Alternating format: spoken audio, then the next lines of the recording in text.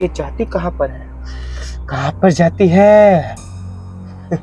Guys, welcome back to my channel D की कहानियाँ। तो ये कहानी कुछ ऐसी है गाइस। ये कहानी करण की है। करण एक कैब ड्राइवर था। वो उसका इंटरेस्ट था नाइट में कैब चलाना। नाइट में मतलब इवनिंग से चालू करना और रात 2-3 बजे तक। इवनिंग में उसको काम करने में बहुत ज़्यादा मज़ा आता था, और क्योंकि इवनिंग में पैसा भी ज़्यादा मिलता था, नाइट चार्ज वगैरह। और इवनिंग में ज़्यादा राइडर्स कैब ड्राइवर्स एक्टिव नहीं होते, तो दूर दूर की कैब्स मतलब ज़्यादा फ़ायदा होता है ना नाइट में, क्योंकि नाइट में आप अपनी नींद भी गंवाते हो। तो ज़्यादातर लोग रात में काम करना पसंद नहीं करते, लेकिन करण रात में काम करता था और वो अपनी माँ और बहन का खर्चा भाई उठाता था। तो जिम्मेदार पुरुष था। तो वो एक जिम्मेदार पुरुष था।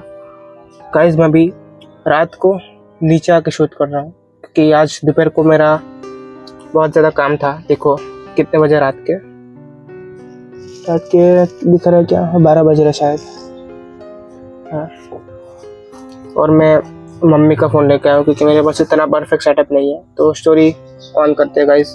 ये फ़ोन भी ऐसे तो जैसे तैसे सेट किया है, बहुत एडजस्ट करना पड़ रहा है। तो विक्रम का जो मैंने बताया कि वो क्या था, मतलब पूरा घर का खर्चा वही उठाया था, और नाइट में उसको मज़ा भी आता था। वो इंटरेस्टेड था, अपने काम को फुल्ली एंजॉय करता है। और वही रोज़ रात को आता, रोज़ नाइट की सड़कें वगैरह एकदम फुल ऑन एंजॉयमेंट, काम के साथ साथ एंजॉयमेंट। और अगर काम में मन लगे तो कितना अच्छा होता है ना। तो वही था करण का काम। फिर लेकिन एक रात कुछ ऐसा होता है, एक रात नहीं कई रातें, जो करण के लिए एक मेमोरीज बन चुकी है। मतलब अलग मेमोरीज, थोड़ा डर भी और थोड़ा एक्साइटमेंट भी, थोड़ा मतलब ऐसा उसने कुछ किया था काम। तो क्या काम किया था वो मैं आपको बताऊंगा इसी वीडियो में ना। Let's start the story. तो एक रात क्या होता है कि करण अपनी कैब में बैठा था, बुकिंग का वेट कर रहा था। ऐप में काम करता था। तो एक बुकिंग ऐसा आता है जिसमें अच्छा खासा पेमेंट मिल रहा था। टिप नहीं था, लेकिन पता नहीं ऐसा ऐप में पहली बार नहीं था। अच्छा खासा पेमेंट मिल रहा था। पिकअप लोकेशन भी थोड़ा दूर था, एक सोसाइटी का। वो उसे भी नहीं पता, वो भी पहली बार देख रहा है ऐसी सोसाइटी। और ड्रॉप लोकेशन था एक हॉस्पिटल, जो उस लोकेशन से बहुत ज़्यादा दूरी पे था, थोड़ा ज़्यादा दूरी पे था। तो ऐसा कुछ लोकेशन था। तो एज इट इज उसने एक्सेप्ट कर लिया। वो पहुंच गया उसी पिकअप लोकेशन पर। पिकअप लोकेशन पर जाके वो खड़ा हो गया। नाइट का टाइम था, कोई नहीं, पूरा सुनसान, हल्के हल्के कुत्ते भौंक रहे हैं। वो स्ट्रीट लाइट की येलो रोशनी, एकदम पीसफुल। वो तो रोज काम करता था, उसको तो ये सब आदत थी। तो एज इट इज वो जहाँ पे जाके वहाँ पे खड़ा हो गया। फिर कुछ टाइम बाद एक औरत आई, वही थी कस्टमर। औरत आई, उसने दरवाज़ा खोला और वो अंदर बैठ गई। उसके हाथ में एक बैग था और चेहरे पे एक अलग सा उदासीपन, एक बेचैन चेहरा। करण उसको देख रहा है। वो चुपचाप आके बैठ गई, आके बोली एकदम बेचैनी के थोड़ा दुख के साथ, भैया जल्दी ले चलो मुझे। फिर करण भी चलाने लगा। करण चला, लेकिन वो पीछे औरत हल्के आंखों में से आंसू निकल रहे हैं। वो मिरर में देख रहा है, एकदम रो रही है। करण ने, क्या हुआ, कुछ इमरजेंसी है क्या, कुछ हुआ है क्या, करण ने पूछा। लेकिन फिर वो औरत ने बोला, हाँ जल्दी ले चलो, इतना बोला। फिर करण को ठीक नहीं लगा कि क्या हुआ, उसने पूछना ठीक नहीं समझा। फिर कैब चलने लगी। कि जाते जाते एक फ्लाई ओवर ब्रिज के पास चढ़ने लगी। जैसे ही कैब ऊपर चढ़ी, करण की नज़र वापस मिरर में गई, और जैसे ही उसने देखा, पीछे वो औरत नहीं थी, कोई भी नहीं था। लेकिन सीट पे वो गीलापन था। आंसू पोंछ के उसने सीट पे अपने हाथ से रब किए थे, तो वो सीट पे गीलापन तो था, गीला गीला था। करण देख रहा है कि कोई तो था। उसने ऐप में अभी देख रहा है, लेकिन अभी जो ऐप में शो कर रहा है, ऐप में वो राइड अभी भी चालू थी। कुछ टाइम वो मोबाइल में घूरता रहा, वो ऐप वगैरह देख रहा कि क्या करूँ राइड का, और उसकी आंखों के सामने राइड कंप्लीट हो गई और वो राइड का कैश पेमेंट था। लेकिन करण सोच रहा है कि अब क्या करे, कुछ नहीं। वो सोच रहा है कि वो औरत आखिर गई कहाँ पर। वो लेकिन फिर वो काम में बिजी हो गया। रात को जाके घर जब सोने का वक्त आया तो बेड में पड़े पड़े वो सोच रहा है कि वो औरत आखिर गई किधर होगी, किधर गई होगी। ऐसे नींद में वही वही बार बार आ रहा है। लेकिन उसने खुद को समझा कि नहीं भाई, नहीं नहीं, वो उतर गई होगी, सिग्नल पे कहीं पे उतर गई होगी, कुछ तो कहीं पे तो उतर गई होगी, टेंशन मत ले। अपने आप को शांत किया, फिर सो गया। फिर नेक्स्ट डे से वो अपने रोज के रूटीन में बिजी हो गया। अपने बच्चे को स्कूल छोड़ना, फीस वीस वगैरह भरना था अपनी माँ के, मतलब नॉर्मल रूटीन में से चलने लगा उसका। तो वो भूल गया कि जो भी हुआ था। फिर वापस एक वीक के बाद वही ऑर्डर उसके फ़ोन में आया, उसी एग्जैक्ट टाइम पर। वो जैसे ही उसने ऑर्डर देखा, पिकअप लोकेशन देखा और ड्रॉप लोकेशन देखा, उसके माइंड में तुरंत पूरा एकदम मेमोरीज आ गई वापस कि जो उस पिछले रात हुआ था। उसने देखा, कुछ टाइम के लिए उसने देखा कि क्या करूँ, ऑर्डर एक्सेप्ट करूँ कि नहीं करूँ। फिर कुछ टाइम सोच के बाद उसने सोचा कि चलो कर ही लेता हूँ ऑर्डर एक्सेप्ट। उसने ऑर्डर एक्सेप्ट कर लिया, ऑर्डर मतलब जो भी ड्रॉप हो। वहाँ पे जाके वो खड़ा हो गया, औरत अभी भी वहीं पे खड़ी थी। उसने मन में फैसला किया था कि अब कुछ भी हो जाए, मैं अपनी नज़रें उस पर से नहीं हटाऊंगा। देखता हूँ ना ये कहीं उतरती है, कैसे गायब होती है। औरत आके वापस बैठ गई, जल्दी चलो भैया। उस सब कुछ पहले जैसा, उस भी हाँ चलो। वापस औरत रो रही है, खिड़की की तरफ देख रही है और बोल रही है भैया जल्दी चलो वरना मेरा बेटा। वो पूछ रहा करण क्या हुआ आपको, बेटे को क्या हुआ। वो औरत बोल रही बस कुछ भी करके जल्दी हॉस्पिटल ले चलो। फिर करण चलाने लगा, उसने जवाब नहीं दिया। फिर वो कुछ नहीं बोली, वापस वही चलने लगा। वो ओवर ब्रिज आने ही वाला था, ओवर ब्रिज चढ़ा। करण एकदम फुल, एकदम एक्टिव मोड में, पूरा सेंस एक्टिव कर लिया कि अब मैं देखता हूँ कि ये जाती कहाँ पर है, कहाँ पर जाती है। फ्लाईओवर ब्रिज चढ़े, पीछे दिख रहा है कब से एकदम आगे पीछे आगे पीछे आगे पीछे। फिर गाड़ी चला रहा था ना, रोड पे तो फोकस करना ही पड़ेगा ना, वरना ठुक जाएंगे। आगे एक और ट्रक जैसा कुछ गाड़ी आई तो उसका ध्यान उस पर गया कि स्टेयरिंग पे।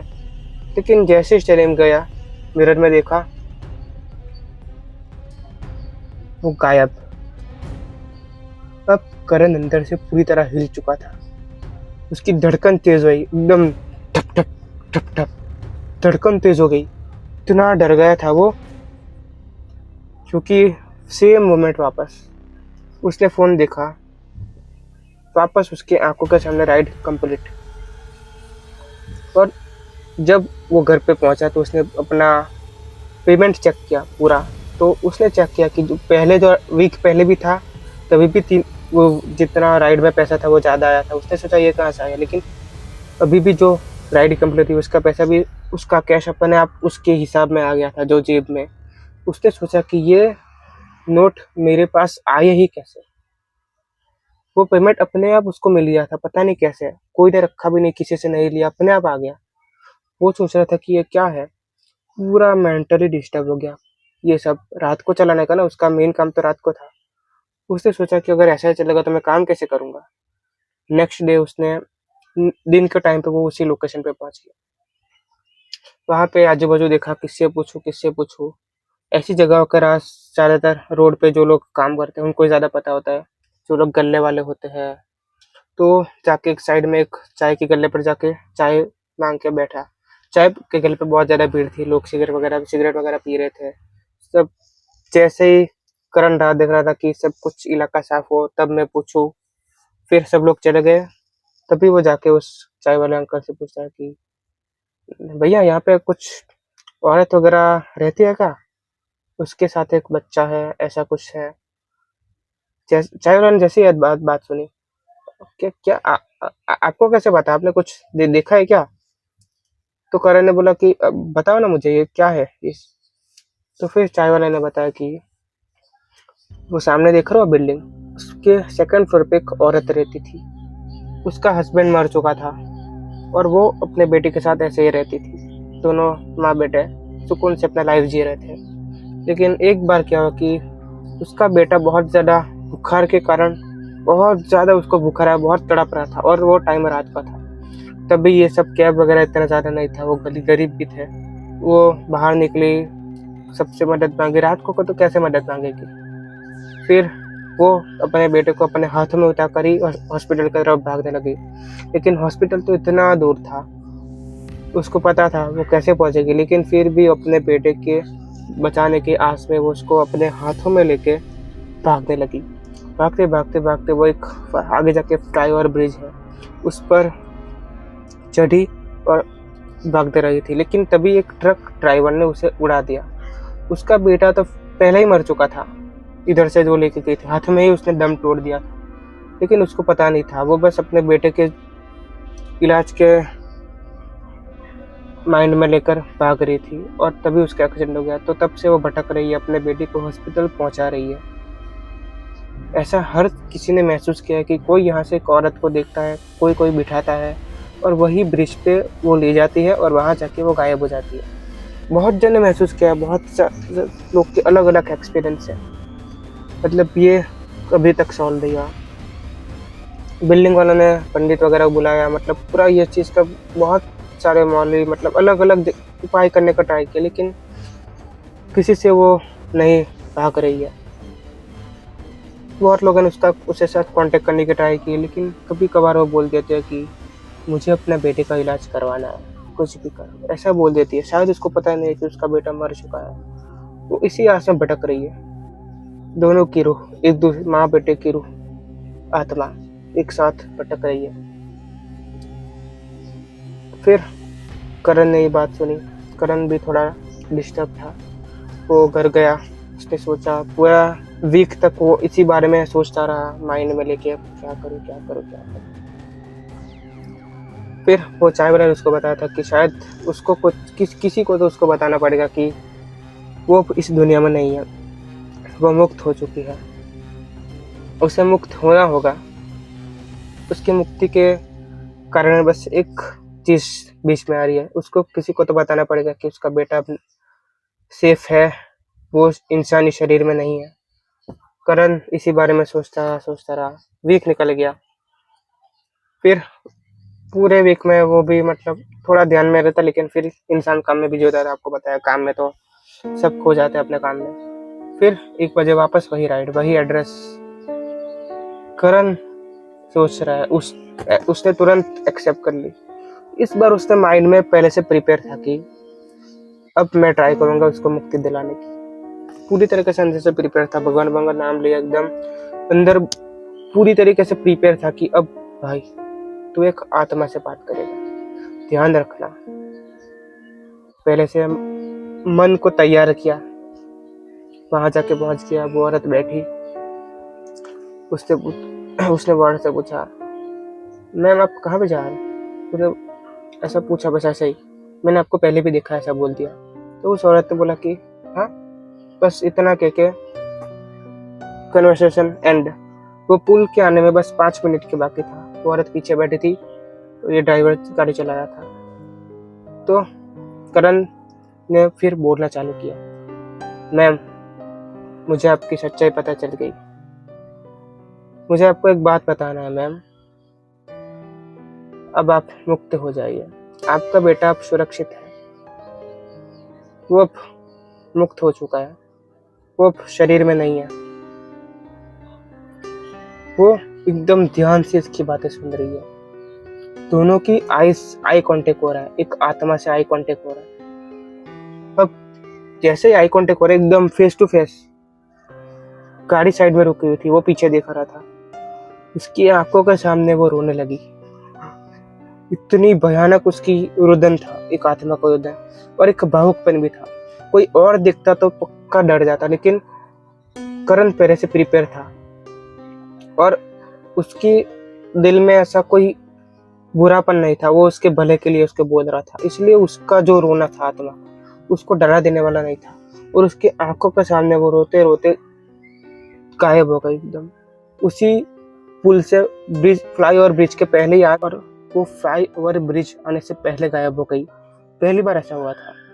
फिर करण ने आगे काम नहीं किया, मतलब उस नाइट को आगे काम नहीं किया, वो तुरंत घर चला गया। घर जाके उसने ये बारे में सोचा, फिर अपने आप उसकी नींद लग गई। कब नींद लगी उसको पता नहीं चला।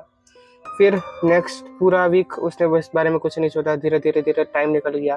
फिर अचानक कि उसके माइंड में एक रात को ऐसा आया कि अब से वो डाइट कभी नहीं आ रही है, ऐसा कुछ नहीं हो रहा है।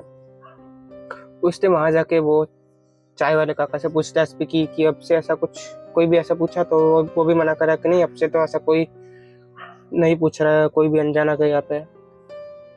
फिर उसने उस चाय वाले को कुछ नहीं बताया कि उसके साथ ऐसा कुछ भी हुआ था। वही अपने माइंड में था कि उसने उसको बता दिया, शायद उस वो मुक्त हो चुका है, शायद इस दुनिया से अब वो जा चुकी है। अब उसका भटकना बंद हो चुका है। वो बस किसी एक इंसान का इंतजार कर रही थी। आत्मा को भी किसी और की नीड होती है, एक एनर्जी की, ह्यूमन बीइंग एनर्जी की, जो उसको मुक्त करा पाए। अपने आप वो नहीं जा सकते क्योंकि उनमें माइंड नहीं है, वो भटकते रहते हैं। तो ये थी गाइस एक स्टोरी, बहुत डरा देने वाली स्टोरी थी और मिस्ट्रियस भी थी। लाइक कर देना और सब्सक्राइब जरूर कर देना।